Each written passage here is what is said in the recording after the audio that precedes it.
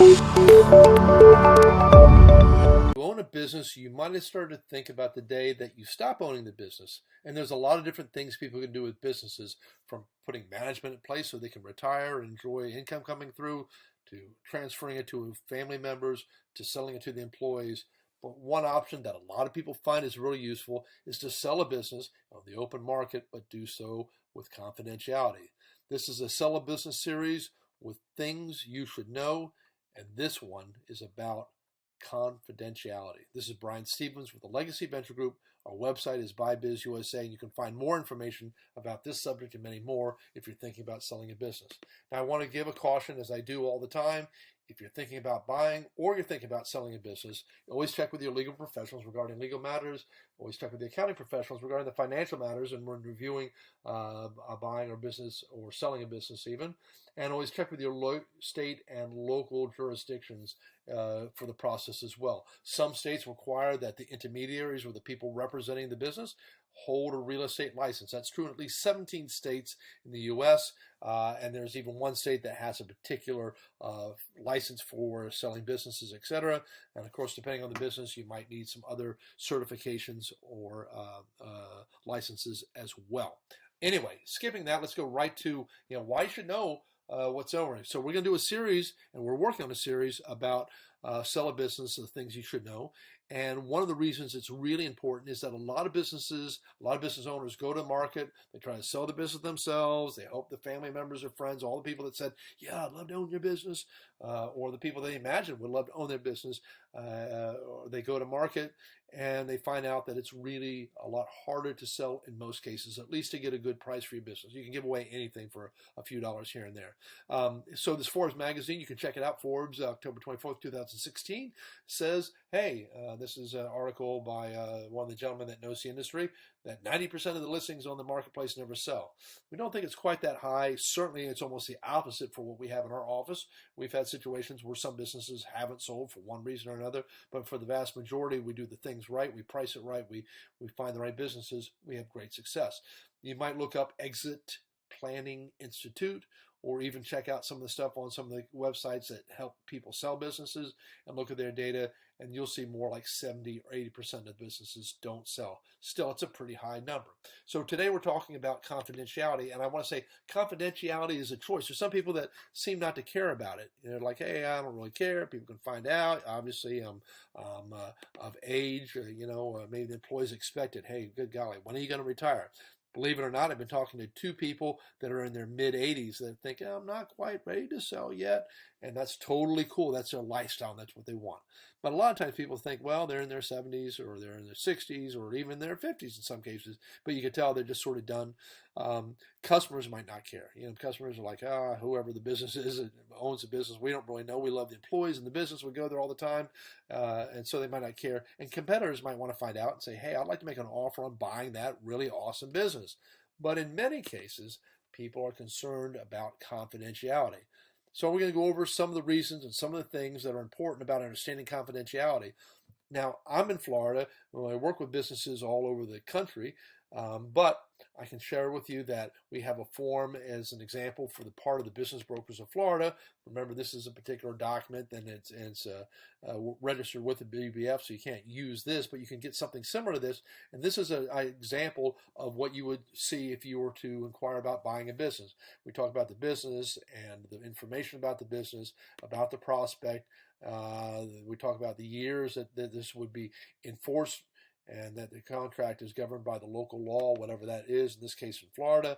This contract is governed by the state of Florida. The seller is intended to benefit the prospect, blah, blah, blah, blah, blah. Anyway, if you don't have it, if you're not going to use a business broker, and I recommend that you go get a professional business intermediary or broker to help you in the process, but if you're not going to do that, you're going to try to do it on your own, go to a law firm or download a really, really good high-quality copy of a non-disclosure agreement designed specifically for businesses and make sure it's up to date. I'd highly recommend you go see an attorney. Okay, we're going to talk about the 5 major groups of people that usually you don't want to find out your business is for sale. The first group I'm going to pick out here is employees. Now, you might find that there's some employee in your business that could be the person to buy over your business, and so there's exceptions to rules for everything. This might be one of them, but in general, employees employees don't buy the business. In general, they become kind of nervous when they find out. I put in here my notes, they may worry about job security. Well, I better quit. I'm hearing that the boss is selling, and gosh, I don't know what the new owner is going to come be, but I'm going to have a choice in that and find the person I want to work for. Or maybe they get worried they're going to be totally replaced by all the family members, or all these different things that they come up with. They believe that's just often quite not true, but it's their misperception that gets everybody into trouble.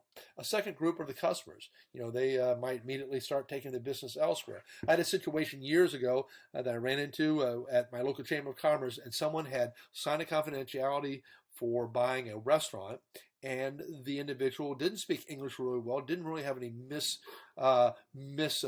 guidance, or didn't really want to do any harm. But he went to the local chamber and said, "Hey, what do you know about this restaurant? I'm thinking of moving down here and buying this particular restaurant." And the people at the chamber, this was towards the end of the year, became totally startled because this was a restaurant that they had used for the last several years and had already put a down payment on doing their Christmas party for this event too. And it was a big thing, and they didn't want it messed up, and they wanted to be done just that right. So they immediately called the restaurant owner and said, "Hey, I hear you're selling. We're very concerned. What are we going to do? Should we find another restaurant? We really just don't want to put it up in the hands of somebody else. We love the restaurant, but we love it because you own it, blah, blah, blah, blah, blah." The owner was totally freaked out, and they finally worked it out on everything. The guy didn't even end up buying the business, but letting the customers know can sometimes have some negative impact on the business. Here's one that's not as big, but I heard this brought up by one of the clients that I have that says, here's one of the reasons I'm concerned. I do 30, 60, and 90-day payments, and I have some credit out there with some of my suppliers, and I just don't want to have to really lose my credit. And they might find out I'm selling and get worried that I'm going to, leave overnight in the dark after making a sale, etc. And so I'm concerned about that. So this isn't a really big one, but it's still one to take a look and be concerned about. Now, suppliers are really, really great individuals. They generally, the face of the supplier companies tend to be salespeople. They're talkers.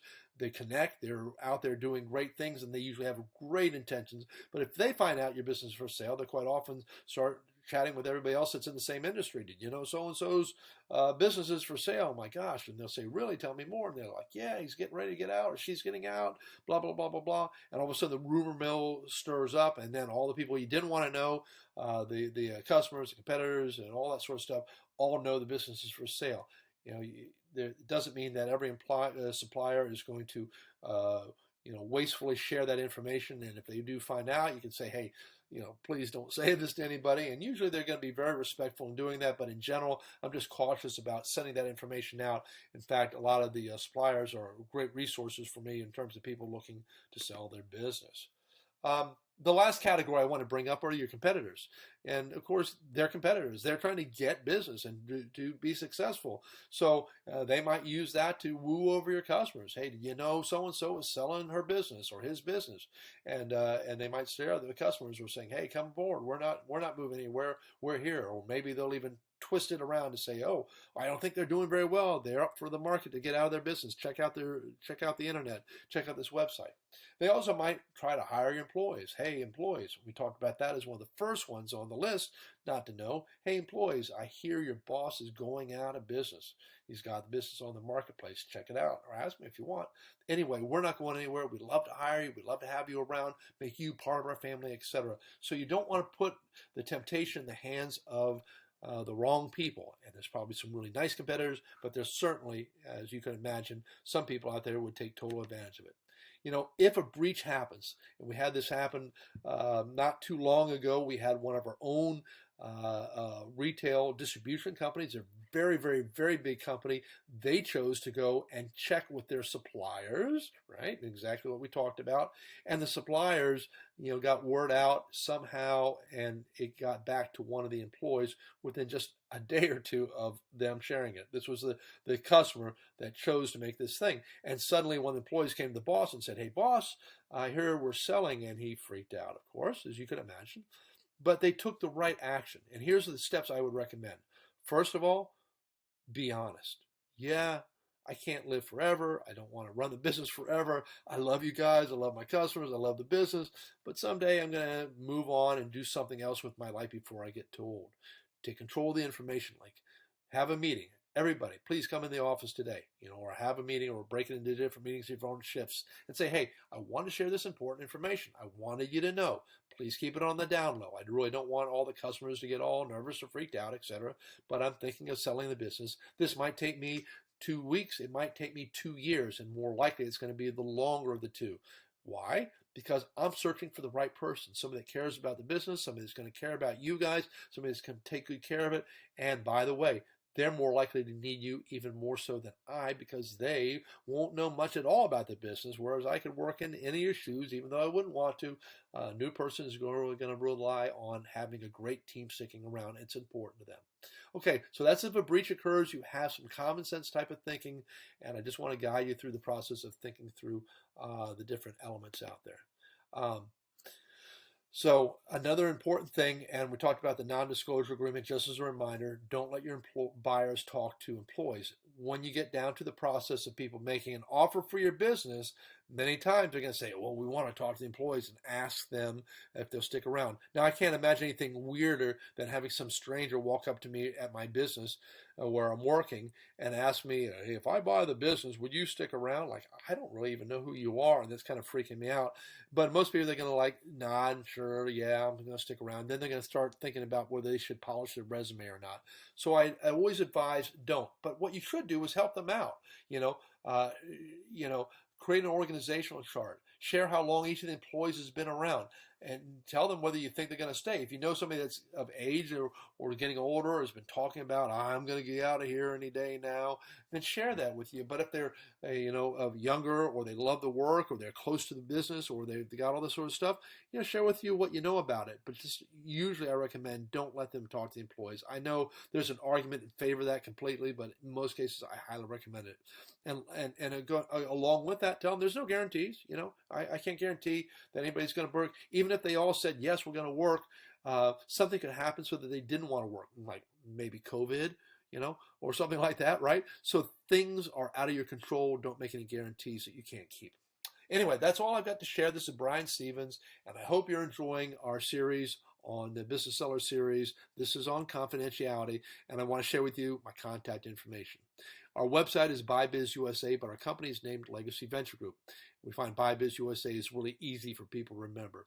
And we're proud, we're selling America's best businesses, and we believe that when you sell a business, you share a legacy. If you'd like a free business seller success guide, you can text the word BuyBizUSA, all one word, BuyBizUSA, to the following number, 22828. When you do that, it'll say, hey, give us an email. You got to share an email so we can email it to you. We'll share your booklet. If you don't want to do that, or if you want to call us or check us out, or just get to see us on the website and see what you think of us, we'd love to connect, chat. But most of all, we want you to be successful, happy, and satisfied with your process, whatever it is out there. Make great things happen. I'm a business owner. I love my fellow community business owners, and I've been spending a couple decades working with fellow business owners like yourself, and we want to see you all find the best possible situation for you going forward. God bless. Take care. Bye-bye.